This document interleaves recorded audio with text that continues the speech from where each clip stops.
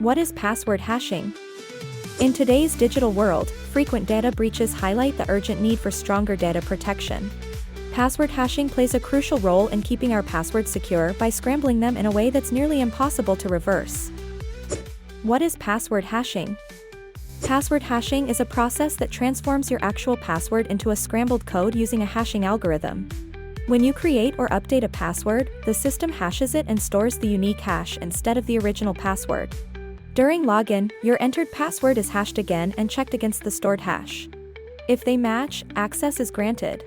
Even if hackers manage to steal the database, they only obtain the hash, not your actual password, ensuring your information remains protected. How does password hashing work? Here's a brief overview of how password hashing operates. User creates a password. When signing up or updating, the password starts as plain text. Salt is added. Salt ensures that identical passwords produce different hashes, safeguarding against hash cracking tools. Hash creation. The password and salt are combined and processed through a hashing algorithm, like SHA-256, making the hash challenging to guess. Storage of hash. The system saves both the hash and the salt in the database for future verification. Password verification. Upon login, the system hashes the entered password again, using the stored salt to check for a match.